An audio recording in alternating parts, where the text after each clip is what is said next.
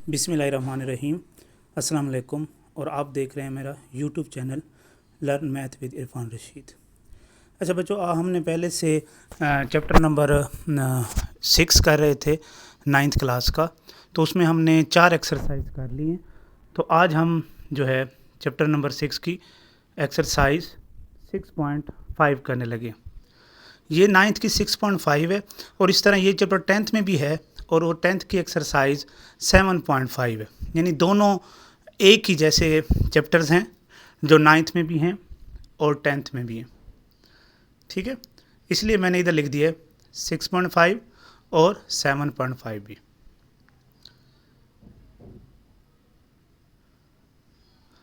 अब हम इस एक्सरसाइज का क्वेश्चन नंबर 1 करने लगे हैं। क्वेश्चन नंबर 1 बहुत ही आसान है। इसमें हमारे पास क्या दिया गया है, इसमें हमारे पास एक लाइन दी गई है, ठीक है, और एक पॉइंट से इसका जो डिस्टेंस है, एक टावर है, इसका एक पॉइंट से डिस्टेंस जो है वो है 20 मीटर। ठीक है। अब इसके बाद क्या कह रहा है वो, इसके बाद उसने बताया है कि ये जो हाइट है, ये जो पूरी जो हाइट है, इससे जो एंगल ऑफ एलिवेशन आता है वो है 30 डिग्री। ठीक है। अब जो ऊपर से एंगल आएगा वो हमारे पास क्या आएगा, 30 डिग्री आएगा। ठीक है, हम नीचे से देख रहे हैं ऊपर की तरफ तो 30 डिग्री एंगल है और ये हमने हाइट फाइंड करनी है इसकी। ठीक है, इसको हम y से शो करते हैं, h से शो इसलिए नहीं करते क्योंकि हमारे पास हाइपोटेन्यूज भी आता है। अब इसको हम पॉइंट दे देते हैं A, B एंड C। ठीक है, ये हमेशा एंगल जो होता है वो 90 डिग्री का होता है। ठीक है, इसके बाद हम क्या करते हैं, इसमें हमारे पास रेशो बताई गई थी। अब रेशो कौन कौन सी है हमारे पास। अच्छा, एक और बता दूं, रेशो मैंने बताई थी, some people have curly brown hair through proper brushes, ये थ्रू प्रॉपर ब्रशेस। ठीक है, अब ये मैंने शार्ट लिख दिया था, उधर मैंने इकट्ठा लिखा था, इधर मैंने शार्ट। एस मीन क्या होता है, साइन थीटा होता है। साइन थीटा क्या होता है, परपेंडिकुलर ओवर हाइपोटेन्यूज। ठीक है, इसके बाद C mean cos theta base over hypotenuse. T mean tan theta perpendicular over base. ये आपको चीज़ें आनी चाहिए, शार्ट में साइड पे लिख देता है बंदा तो हमारे पास आनी होती है। अब हमारे पास देखें परपेंडिकुलर भी है, बेस भी है, तो देखें परपेंडिकुलर और बेस कहाँ पे आता है, टेन थीटा टी में आता है। तो हम क्या फार्मूला लगाएंगे, tan theta is equal to perpendicular over hypotenuse और बेस, परपेंडिकुलर ओवर बेस हो जाएगा। ठीक है, टेन थीटा की वैल्यू हमारे पास है 30 डिग्री। ठीक है, ये 30 डिग्री आ गई, is equal to base, perpendicular की वैल्यू y है और बेस की वैल्यू क्या है हमारे पास 20। अब टेन 30 जो हमारे पास होता है 1/√3, कैलकुलेटर से निकालेंगे, ये हमारे पास क्या आ जाएगा 1/√3 इज इक्वल टू y/20। ठीक है, अब क्रॉस मल्टीपल कर दें, √3 y हो जाएगा, तो y इज इक्वल टू √3 20 के नीचे डिवाइड हो जाएगा 20/√3। ठीक है, जो इसका आंसर आएगा 11.55 इसका आंसर आ जाएगा।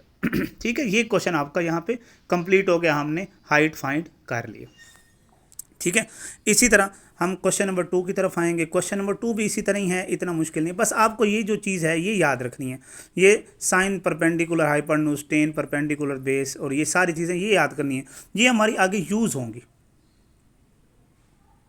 इसके बाद हम क्वेश्चन नंबर 2 की तरफ आते हैं। क्वेश्चन नंबर 2 में भी हमें यही चीज़ दी गई है। क्वेश्चन नंबर 2 में हमें दिया गया है कि एक पोल है, एक पोल, ठीक है, पोल की जो हाइट है और उसका शेडो होता है। एक पोल है, ये पोल मैं बना देता हूँ, ठीक है, ये पोल की हाइट हो गई। ठीक है, ये कितनी है 10 मीटर दी गई है। अब पोल का जो शेडो आता है, शेडो मीन साया होता है, साया उसने दिया गया है वो है 10√3। साया क्या है 10√3। ठीक है, अब इससे जो वो कहता है, अब इससे भी हमने क्या फाइंड करना है, एंगल ऑफ एलिवेशन फाइंड करना है।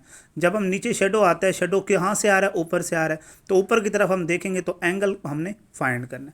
अब इसमें भी नाम दे देते हैं A, B और C।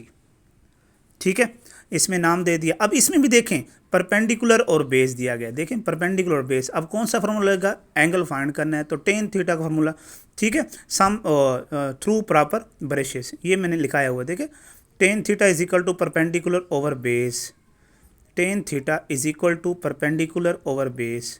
अब टेन थीटा हमने फाइंड करना है, ठीक है, tan theta is equal to perpendicular की वैल्यू क्या है, अब थीटा की जगह हम ए भी लगा सकते हैं क्योंकि हमें ए दिया गया है तो हम एंगल ए भी लगा सकते हैं। टेन मेजर एंगल है, परपेंडिकुलर हमारे पास 10 है और बेस क्या है 10√3 है, ठीक है।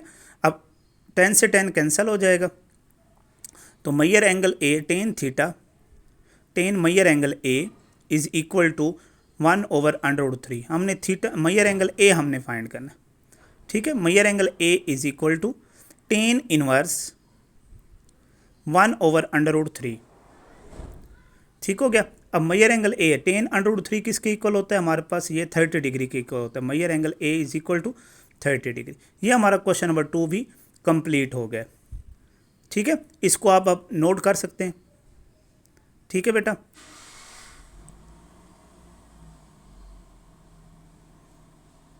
अब हमारे पास क्या दिया गया है, क्वेश्चन नंबर 3। क्वेश्चन नंबर 3 में एक वो विंडो दी गई है, वो कहते हैं विंडो जो है हमारे पास इक्विलेटर ट्रायंगल में, हमने इक्विलेटर ट्रायंगल बना दी, उसकी तीनों साइड क्या होती हैं, इक्वल होती हैं। इक्विलेटर ट्रायंगल में तीनों साइड क्या हो गई, इक्वल होगी। वो कहते हैं इसकी हाइट फाइंड करनी है। देखो ये साइड भी कंप्लीट है, ये साइड भी 1.6 है, ये साइड भी 1.6 है, तो हमने हाइट फाइंड करनी है, ये हाइट फाइंड करनी है, ये इक्वल हो गई तीनों साइड, ठीक हो गया। अब हम क्या कहते हैं, तीनों साइड की जो लेंथ है वो 1.6 सेंटीमीटर है, ठीक है, ये भी 1.6 है, ये भी 1.6 है। अब हमने करना क्या है, अब वो कहते हैं इस जो ट्रायंगल है तीनों साइड जो उसकी इक्वल हैं, इस ट्रायंगल की, यानी ट्रायंगल क्या है, ये विंडो है, विंडो की हमने क्या फाइंड करनी है, हाइट फाइंड करनी है।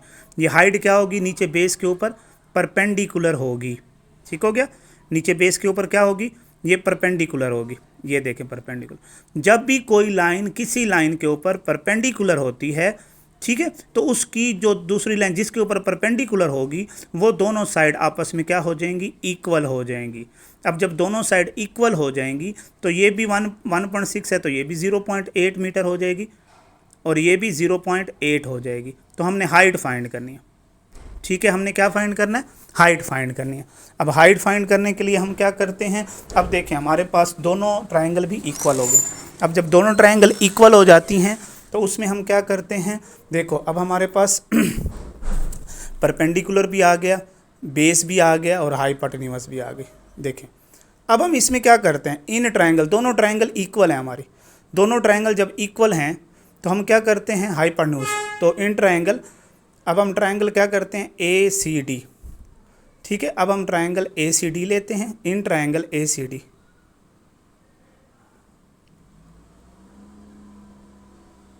अब इसमें हम क्या लगाएंगे, बाय पाइथागोरस थ्योरम, ठीक है।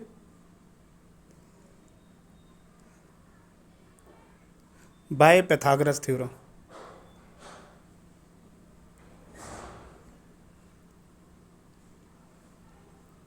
Hypotenuse square is equal to perpendicular square plus base square, is equal to perpendicular square plus base square. अब इसमें वैल्यू पुट कर देंगे, अब वैल्यू पुट करेंगे, इसके बाद जो आ जाएगा हमारा आंसर आ जाएगा, ठीक है। इसमें वैल्यू पुट करके उनका स्क्वायर निकाल देंगे, ठीक है।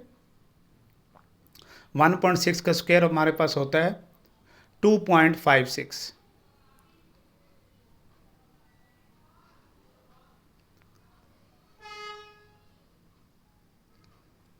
Is equal to Y square minus 0.64। तो इसको जाकर उधर माइनस कर देंगे तो Y square is equal to हमारे पास क्या आ जाएगा, 1.92, स्क्वायर रूट ले लेंगे दोनों तरफ, तो ये हमारा आंसर आ जाएगा, ठीक है।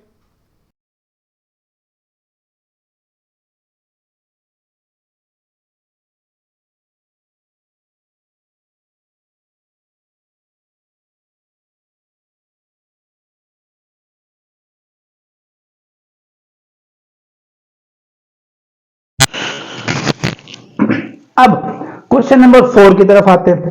क्वेश्चन नंबर 4 में क्या बताया गया हमें? क्वेश्चन नंबर 4 में है the height of slide of a children park. ठीक है, चिल्ड्रन पार्क में स्लाइड होती है। स्लाइड कैसे होती है कि ये स्लाइड की हाइट होती है जिससे सीढ़ियां चढ़ के ऊपर जाते हैं, ये हमारे पास जमीन होती है और ये हमारे पास स्लाइड होती है। इस तरह ये बच्चों की स्लाइड होती है पार्क में। ठीक है, इसको नाम दे देता हूं ए, बी और सी का नाम दे दिया। ठीक है, अब इसमें क्या कह रहा है कि 5 मीटर हाइट है। स्लाइड की जो हाइट है वो 5 मीटर है। ठीक हो गया। फिर उसके बाद क्या कह रहा है, जो एंगल बन रहा है स्लाइड से जमीन तक वो एंगल बनता है 30 डिग्री। अब वो कहते हैं स्लाइड की जो लेंथ है ना ये फाइंड करनी, स्लाइड की लेंथ फाइंड करनी। तो आप देखें क्या चीज है हमारे पास। अब परपेंडिकुलर है और हाइपोटेन्यूअस है, परपेंडिकुलर और हाइपोटेन्यूअस है, तो कौन सी हमारे पास रेशियो लगेगी? रेशियो मैंने बताई थी, सम पीपल हैव यानी परपेंडिकुलर और हाइपोटेन्यूअस, सम यानी साइन थीटा। तो क्या लिखेंगे? Sine theta is equal to P over H. अब साइन थीटा की वैल्यू क्या है? 30 डिग्री। पी की वैल्यू क्या है? 5 मीटर। एच हमने फाइंड करना है हाइपोटेन्यूअस। तो क्या हो जाएगा? साइन 30 है 1/2 is equal to 5 over H. तो h is equal to 10 metre. इसको हम h का नाम दे देते हैं। h is equal to 10 metre, यानी स्लाइड की जो लेंथ है वो 10 मीटर होगी। ठीक है बेटा, ये क्वेश्चन आप देख लें।